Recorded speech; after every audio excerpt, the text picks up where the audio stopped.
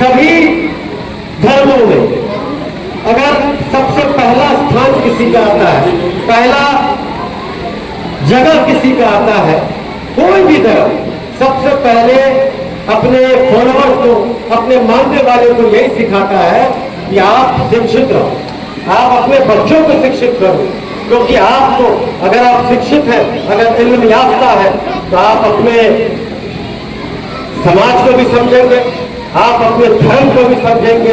आज कितने लोग हैं, आजकल तो ट्रेंड बदला है, आजकल लोग रुचि ले रहे हैं बच्चों को पढ़ाने के लिए, लेकिन याद कीजिए 10 साल, 20 साल, 25 साल पहले हम जिस इस्लाम को मानते हैं, इस मजहब को मानते हैं, इस धर्म को मानते हैं, हम लोग, देश जो है कॉन्स्टिट्यूशन से चलता है, संविधान से चलता है। उस संविधान को भी जानने के लिए हमको पढ़ने लिखने की जरूरत है, और हमारा इस्लाम जो है वो कुरान पाक से चलता है, और उसको भी जानने के लिए हमको इल्म याफ्ता हो।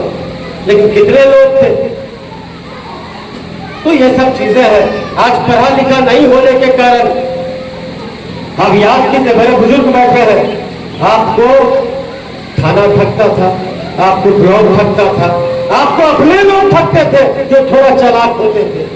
तो जब सब चीज, आज ऑनलाइन का जमाना आ गया, आज भी शिकायत होता है, लेकिन आज खुशी की बात है, अगर कोई बाप पढ़ा लिखा नहीं है, कोई बाप को मोबाइल चलाना नहीं आ रहा है, उसका बेटा, उसका पोता, उसका नाती जरूर चला रहा है मोबाइल।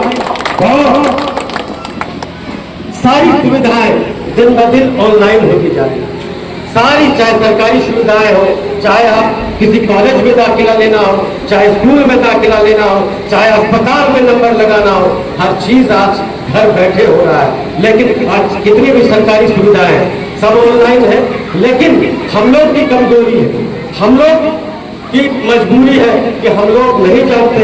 हम लोग को चौक पे किसी कंप्यूटर वाले के पास जाना पड़ता है, हम लोग को बाजार में किसी कंप्यूटर वाले को जानना पड़ता है। लेकिन खुशी होती है, और खास करके इस स्कूल के बारे में यहाँ के जो शिक्षक है, प्रधानाध्यापक जी है, काफी सजग है, काफी मेहनती है, और उसके साथ साथ यहाँ के जो बड़े बुजुर्ग है, हमेशा उनका सकारात्मक सोच रहा है इस स्कूल को चलाने के प्रति। हमेशा हमने देखा है कि इस स्कूल को चलाने के लिए हमेशा आप लोगों ने सहयोग किया है, और मुझे उम्मीद है कि हमेशा सहयोग आप लोग करेंगे। जब तक गांव के लोग, जब तक समाज के लोग रुचि नहीं लेंगे स्कूल में, मैं समझता हूँ कि कोई भी शिक्षक, उनकी टीम स्कूल को सही ढंग से नहीं चला सकता है। कुछ दिन कई ऐसे स्कूल हैं, कई ऐसे स्कूल हैं, मुझे बोलने में हर्ष नहीं हो रहा, जो राजनीति का अड्डा बन गया है, उसको राजनीति का अड्डा मत बनाइए। राजनीति आप चौक चौराहा तक कीजिए, घर भी मत ले जाइए, चौक चौराहा तक कीजिए, लेकिन कोई जो स्कूल का महत्व है, जो 20 साल 50 साल पहले भवन नहीं था, लेकिन गाछ था, गाछ के नीचे लोग पढ़ते थे, बच्चे आते थे, बच्चों को माँ बाप को स्कूल भेजना नहीं पड़ता था, खुद ब खुद रुचि लेते थे।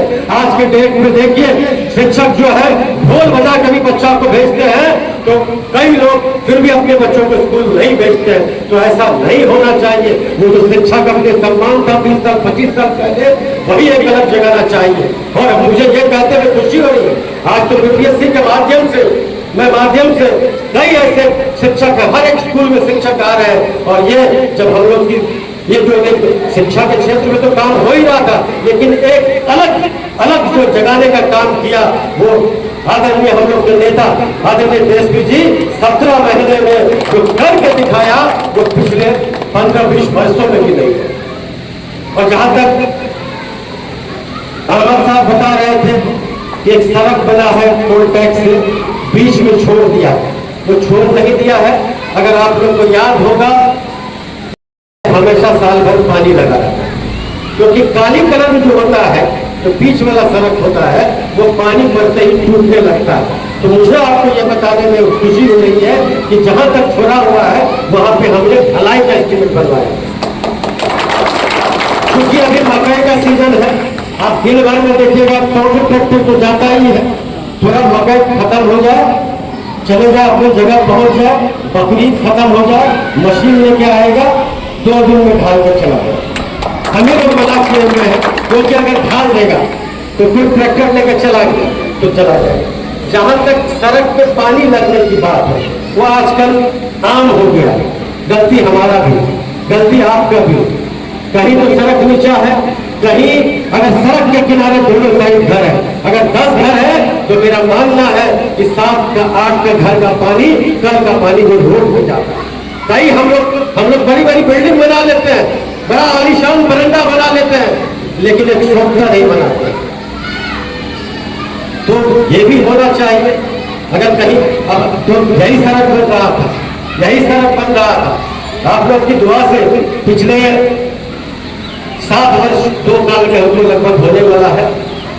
जो चीजें थी, काम एक बार में खत्म नहीं हो जाता है, लेकिन अधिकतर चीज आपके आसपास भी गुजरिएगा, मन में भी सोचिएगा। अगर कोई विरोधी है, कोई विपक्ष वाला है, उसका काम है शिकायत करना। हम लोग सियासत करते हैं, हम लोग से घर में एक बाप होता है, 4 बेटा होता है, 4 बेटा को तो कुछ नहीं करता। लेकिन मैं दावे के साथ कह सकता हूँ, जो चीज वर्षों में नहीं हुआ हमने करके दिखाया।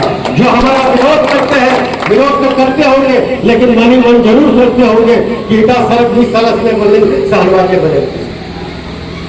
और ये भी सड़क जब जर्जर स्थिति था ये सड़क का, हम लोग को याद है जब हम लोग शिलान्यास करने आए थे, लोग बोलते थे कि भाई नहीं बनेगा, ढोंग करता है। लेकिन आपको ये बताते हुए खुशी हो रही है, मेरे कार्यकाल में 1-2 सड़क ऐसा होगा जो ठेकेदार भाग गया होगा, नहीं तो जितनी भी सड़कें हमने शिलान्यास किया या पुल का किया, आज काम पूरा हो चुका है। अभी आप लोग की दुआओं से लगभग जो हमको क्या कहते हैं 100 किलोमीटर सड़क का शिलान्यास करना है। उस 100 किलोमीटर में 28 सड़क है और 28 सड़क की लागत है 100 किलोमीटर। आपका मालछड़ी का सड़क खराब है, वो भी उसी में। आपका हरदार का सड़क खराब है, जो ये बैंक वाला वो सड़क भी है उसमें। हमको लगता है 15 से 20 दिन में, क्योंकि ग्लोबल टेंडर हुआ, एक ठेकेदार का सरकार का नियम बदलता था, एक ठेकेदार एक साथ 7-8 कोट दिया है। लेकिन हम लोग का प्रयास है जो एकदम जर्जर है, जहाँ पे आवागमन पूरी तरह बाधित है, उसको हम लोग जल्द से जल्द काम चालू करवाए और उसको सही समय में पूरा करें। तो ज्यादा समय आप लोग का नहीं लेंगे। फिर से आप तमाम लोग यहाँ पे काफी देर से इंतजार किए, गर्मी है, मैं आप सभी लोगों का शुक्रिया अदा करता हूँ। और जो 4 दीवारी का मांग हुआ है, मैं वो भी चाहूंगा कि समय में इस स्कूल का भी 4 दीवारी हो सके, बन जाए। पहले भवन नहीं था तो जाहिर सी बात है बच्चों को दिक्कत होती थी। अब मुझे लगता है कि अच्छे से जब रूम बना है तो पूरा सिस्टम से इस्टेब्लिशमेंट में बच्चे पढ़ पाएंगे। आप सभी लोगों का मैं फिर से शुक्रिया अदा करता हूँ और तमाम लोगों से दुआ की दरखास्त करता हूँ। आप सभी लोगों का बहुत बहुत शुक्रिया।